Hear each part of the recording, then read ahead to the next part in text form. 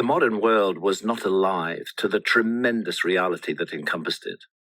We were surrounded by an immeasurable abyss of darkness and splendor. We built our empires on a pellet of dust, revolving around a ball of fire in unfathomable space. Life, that sphinx, with the human face and the body of a brute, asked us new riddles every hour. Matter itself was dissolving under the scrutiny of science, and yet, in our daily lives, we were becoming a race of somnambulists, whose very breathing in train and bus and car was timed to the movement of the wheels, and the more perfectly and even alertly we clicked through our automatic affairs on the surface of things, the more complete was our insensibility to the utterly inscrutable mystery that anything should be in existence at all. And that's a quote from Alfred Noy's 1934 book, The Unknown God. Aimed at the perfection of the soul. I've talked with shamans in the Amazon, and when I've asked them, what do you think's the problem with the world? What's the problem with the West? They say it's very simple. You've severed your connection with spirit. You've cut the link, and you have to restore that link if you're going to move forward from here. You can't move forward from the place you're in if you don't restore the connection to spirit. And that seems to me the most fundamental task that all of us now face. Not these exterior trappings of power that have brought such horror and misery to the world. This is the moment of crossroads that we stand at. None of us can effect changes on a macro level. It's impossible to do so. But we can make changes on a micro level. We can make changes in our own lives. We can make changes in our immediate surroundings.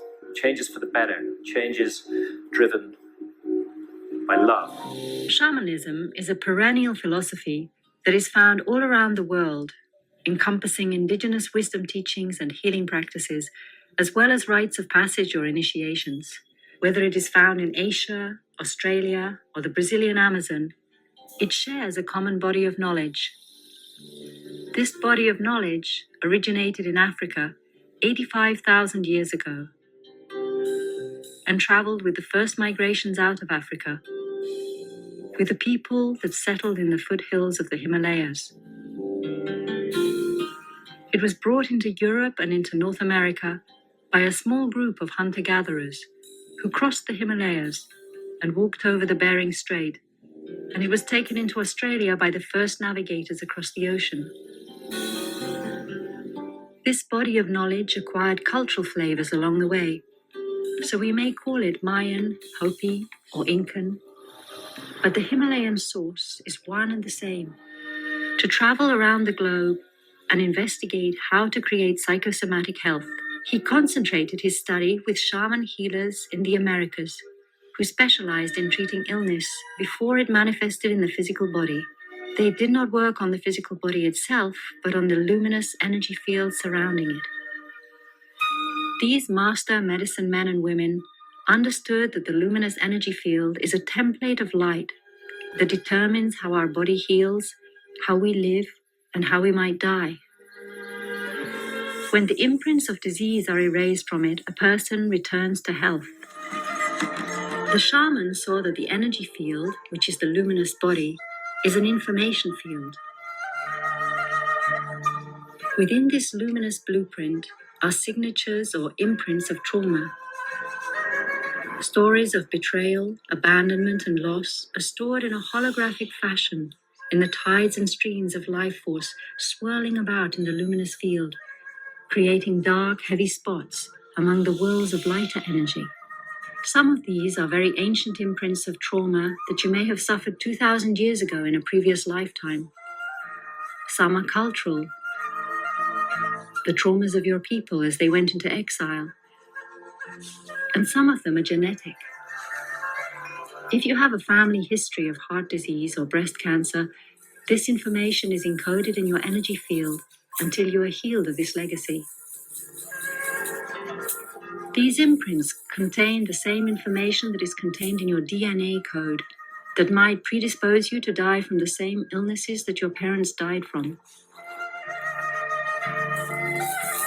What the shamans discovered was that they could clear these signatures from the luminous energy field. They could erase the blueprint. They could reinform it and update the quality of the information in your DNA by changing the information in the luminous energy field. This is the core of the illumination process. My journey into healing began with my own healing. I was born in Cuba, and we fled Cuba during the revolution. I was 10 years old, and I remember my father sitting me down and giving me a gun at the age of 10 and asking me to sit by the door. And he said to me, Alberto, when I'm gone during the day, you're the man of the house, and you have to protect your mother, your sister, and your grandmother. And if anybody tries to break through the door, you shoot right through the door. And he showed me how to do that. I said, cool, this is great. 10-year-old boy with a real gun. And I would take the bullets out and load them into the clip and put them into the pistol and cock it and work the safety. And for 3 months, I sat by this door and I sat with death. And the first day I remembered how excited I was. The second day I thought, I could kill someone. And the third day I thought, someone could kill me. But even more terrifying was the idea that I could kill someone, that I might have to kill someone to take a life. Finally, at the end of the third month, militiamen come to the house, bearded militiamen. They knock at the door, and I could hear them talking among themselves, and I don't answer. And they start kicking the door in, and I'm holding the gun up to the door and saying, do I shoot through the door or do I wait? Do I shoot through the door? And then I did what any 10-year-old boy would do, which was to put the gun down and go to the window and look out the window. And one of the militiamen saw this terrified little boy. And he turned around and said to the others, come, there's no one here. Let's go. And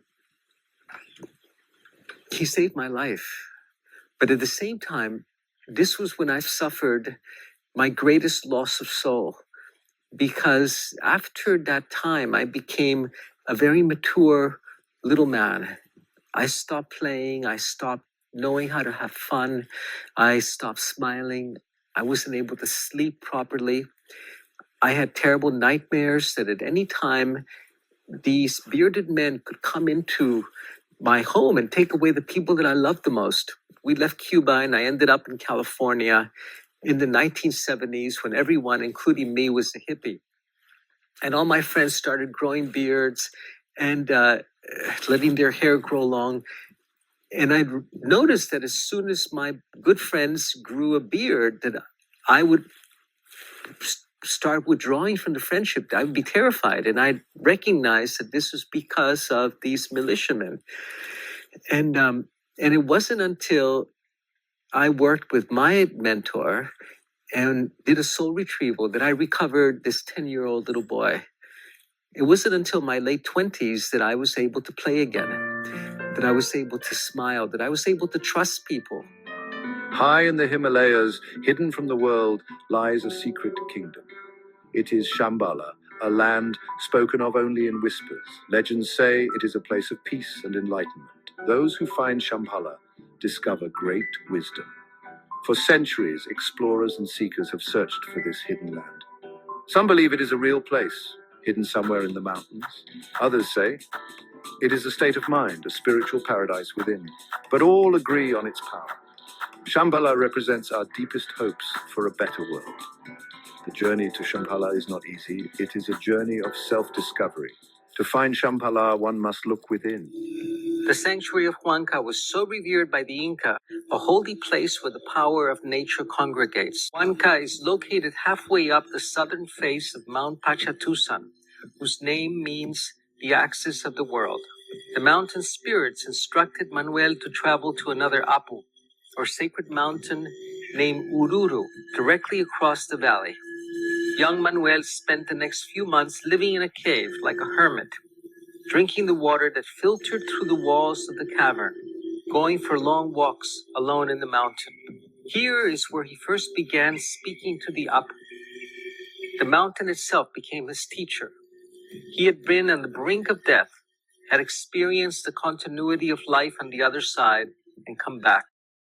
I remember one of the first things that I had to learn about myself and accept was the fact that I had never let anyone know who I really was, to the point that even I had forgotten who I was. I was always hiding, veiling, and not being willing to disclose. I always had a face ready for anyone's examination. I was completely inauthentic. I was the most inauthentic person that I knew, and everybody thought that I was so sincere. I was a well-sculpted lie. And when I realized this in my early 20s, it was terrible. It was devastating. I thought I needed a persona in order to survive. And this persona became like an entity that had possessed me, to the point that I had become lost. I had lost my soul. And that was the first thing I saw as my inner vision was awakening. And this is what truly launched me into a journey into the medicine way. After seeing this, I became a wounded person seeking to become whole. And then my journey opened up before me. There are two kinds of people in this world. There are those who are dreamers and those who are being dreamed. There comes a time in every man's life when he must encounter his past. For those who are dreamed, who have no more than a passing acquaintance with power, this moment is usually played out from their deathbeds as they try to bargain with fate for a few more moments of lifetime. But for the dreamer, the person of power, this moment takes place alone, before fire, when he calls upon the specters of his personal past to stand before him like witnesses before the court. This is the work of the South, where the medicine wheel begins. I am not speaking of remembering the past. Anyone can remember the past, and in remembering, we frame it to serve and justify our present. Remembering is a conscious act, and therefore subject to embellishment. Remembering is easy. The person of power sits alone before the fire. He confronts his past. He hears the testimony of these specters, and he dismisses them one by one. He acquits himself of his past. Do you comprehend this? The man of power has no past, no history that can claim him. He has cast aside his shadow and learned to walk in the snow without leaving tracks.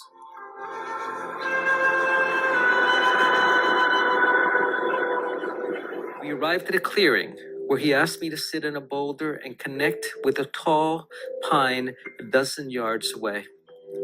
I closed my eyes and imagined reaching out to the tree. Not with your head, Niño, with your belly, he said. Extend a tendril of light from your Cosco, your second chakra, to the tree. When I did this, I could feel a visceral connection with the pine, as if we were touching. I could sense the texture of the bark and even go into the tree itself. When Antonio asked me to open my eyes, I could see the light filament extending from my belly. Now uncouple from the tree and connect to your earliest memory. Try to remember back to when you were a toddler, before you could walk, and link the filament to this boy, he said. I must have spent the next hour trying to do it. I could tell Antonio was growing impatient. You are thinking, he said. Stop thinking. Just do. And then I got it.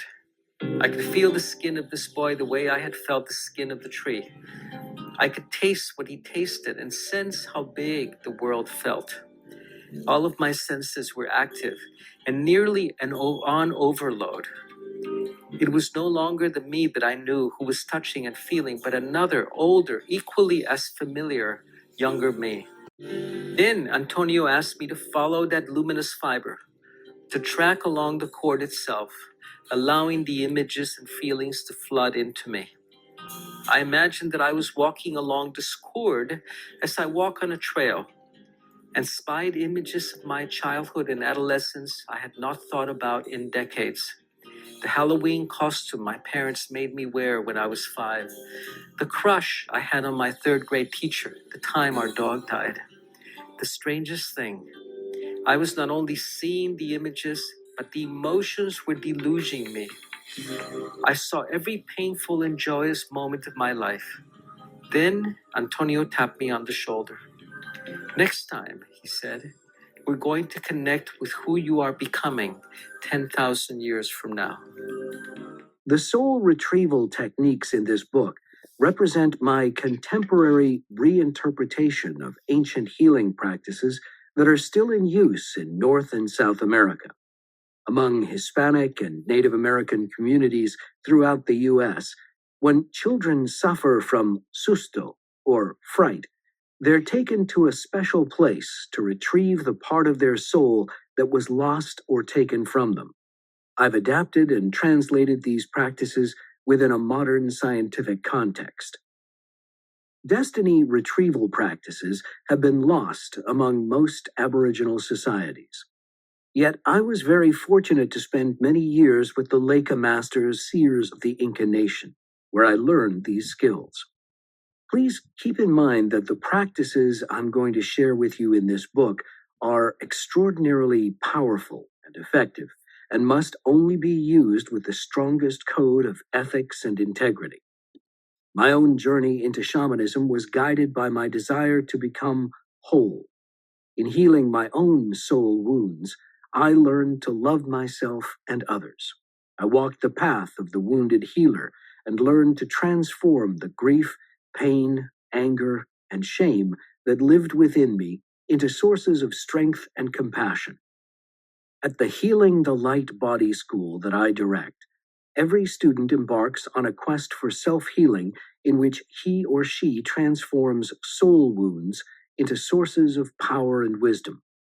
Students learn that this is one of the greatest gifts that they'll later offer their clients, the opportunity to discover the power and wisdom within their own healing journey.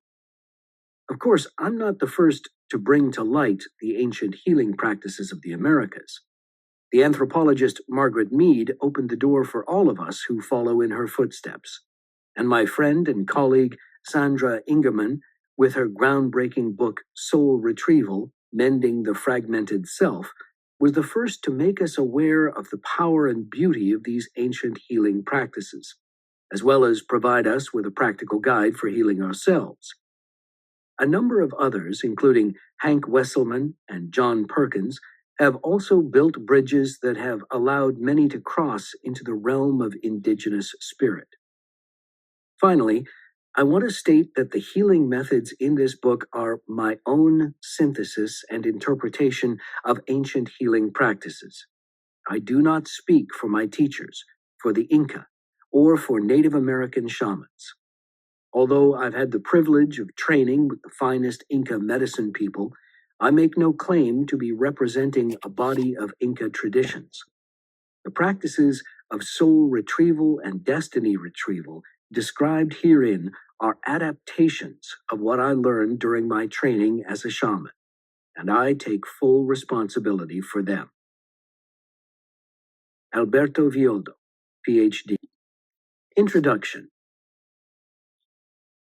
During the 1980s, I spent countless hours in a laboratory studying the human mind, searching for some tangible evidence of the consciousness lurking within the gray matter inside our heads. I was fascinated by the mind's extraordinary power to create psychosomatic disease, and it was this fascination that led me into the field of psychology, and later to medical anthropology. After a while, I began to think that rather than hunting for scientific answers in millions of brain synapses, I might have to explore a different approach to investigating human consciousness. I began with the theory that in the same way that we can create psychosomatic disease, the mind must also be able to create psychosomatic health. I set out to look for experts who could provide me with insights into how we humans could train the mind to heal itself and to transform the body.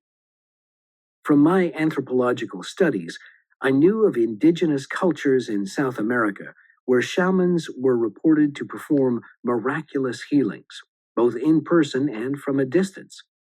I decided to travel into their worlds with a scientific mind, yet leaving myself open to what I might discover. I purchased a good hunting knife and a sturdy pair of hiking boots, and I set out from the confines of my laboratory at San Francisco State University on a quest that would take me to the jungles of the Amazon, and finally to Inca shamans living in remote villages thousands of feet up in the Andes Mountains of Peru. I was one of the first anthropologists to have extensive communication with these wisdom keepers, known as the Leka. Since they're among the last remaining Inca, they've had very little contact with outsiders, and their teachings have been undiluted by missionaries or other Western influences. More important to my studies, the Leka still practice healing techniques that their ancestors cultivated for thousands of years and handed down from teacher to student in their medicine societies. I walked with him through the high mountains of the Andes, meditating in sacred sites and ancient temples. I also studied with medicine women of the highlands, who taught me about power animals and showed me how to merge my consciousness with that of a jungle cat and a condor. Despite my training in Western science, I learned to open my inner vision. I discovered the maps to the lower world of our past and to the upper world of our becoming, and the techniques of soul retrieval and destiny retrieval, the very same processes that you'll learn in this book. The different worlds. The Leka divide the collective unconscious of all humanity into three parts: the lower, middle, and upper worlds. These aren't physical places, but rather archetypal and energetic domains.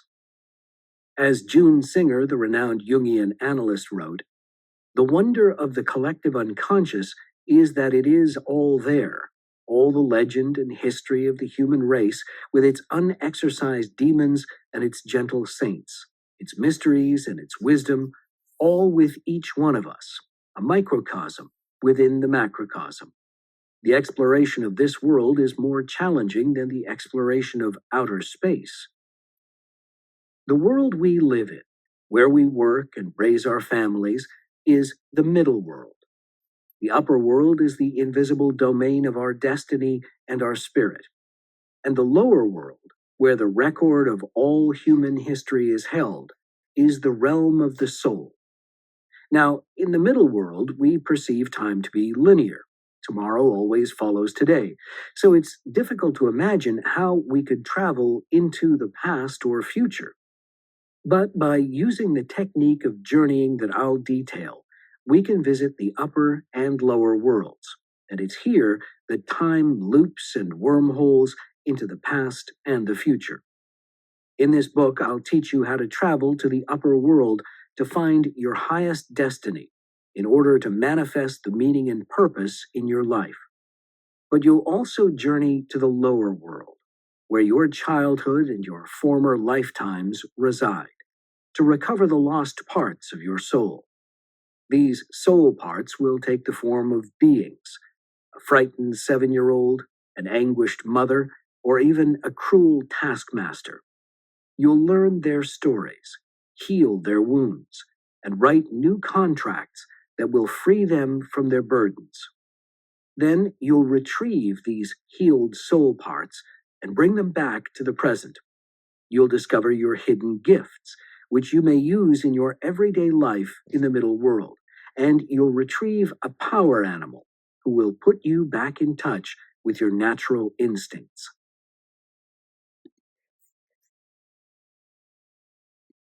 The 4 chambers of the lower world.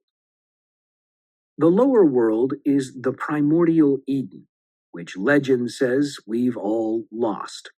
It's an earthly paradise that you can return to any time, where your lost soul parts have remained in grace and innocence. This realm is divided into 4 chambers, each containing a record of your soul's history. Number 1. The first of these is the Chamber of Wounds, where you discover the original wounding that caused part of your soul to flee and to derail the course of your destiny. Here you won't be looking for the most recent manifestation of this injury, which may be a lost relationship or a personal crisis, but for its source. It may be something that happened to you as a small child, or an incident that occurred while you were still in the womb. It's often a traumatic experience from a former lifetime. Everyone has an original wound that replays itself in many guises. It becomes a recurring theme in life, oftentimes repeating a script of scarcity, loss, lack of love, betrayal, or abandonment within a family and across generations. 2. The second chamber is the Chamber of Contracts, where you'll discover the soul promises that you've made. Many of these will be terrible obligations that you agreed to before you were even born, and of which you have no conscious knowledge. Most were entered into during the fear and stress of your original wounding, and often you're unaware that they exist. In this chamber, you can renegotiate the terms of an agreement that was badly worded and that has sentenced you to a life of repeated suffering. Number 3. The third is the Chamber of Grace. Here you'll find your healed soul part, which is ready to return to you with all its life force. Grace is the fuel that propels you forward in life, what brings joy and peace. It isn't enough to journey to discover the pathology created by your wounds. You must also seek beauty, harmony, and the unique gifts of your soul. Sometimes when I'm working with a client, I find that her life force has become like a small fire that's nearly disappeared from what was once a roaring, raging blaze. The flickering flame that's left is barely enough to warm the soul. I see this often in my clients who are suffering from chronic fatigue, anxiety, and depression. By retrieving her missing soul part, my client can then return to her natural state of grace and aliveness and rekindle her passion for life. 4. The fourth chamber of the lower world is the Chamber of Treasures. We tend to harvest those prizes that are closest to the surface, which suffice for an adequate and ordinary life. But we must dig deep in order to gather the most precious stones, silver, and gold buried far below. Like diamonds, the greatest treasures can only be extracted with significant effort. When I do a soul retrieval for a person who's having difficulty manifesting who he wants to become, I'll go into this chamber to help him retrieve an unexpressed creative or artistic gift. It's here, deep in the unconscious, that he can find the resources that will help him live more fully. I'll also retrieve a power animal that will help him recover his natural instinct. In each of these chambers, you'll read some of the books in the library of your life and uncover your deeply buried wounds, contracts, blessings, and gifts. Journeying to the past and the future. I'm going to teach you how to retrieve your lost soul parts and recover the original clarity and brilliance of your soul. You'll navigate through the all-pervading matrix of light that organizes time into past, present, and future by journeying, a unique state of consciousness that you enter through guided meditations and breathing exercises. Journeying will allow you to revisit the past to heal events that occurred long ago and to find more desirable destinies for yourself and your loved ones. Quantum physics has shown that the past and the future are connected in a non-causal but meaningful way. In the Amazon, I learned how to put these discoveries of physics to work in my own life. For example, my publisher assumed that the finished book you're reading is the result of my writing its 12 chapters. But I see the process differently. Before I started writing, I tracked forward along my destiny lines and found the one that contained the completed book. Because I was able to track into the future, I knew that my writing was being pulled forward and guided by the finished work. In other words, it actually wrote itself, since the manuscript was being guided by the already published book. Journeying let me break free of living exclusively in linear time.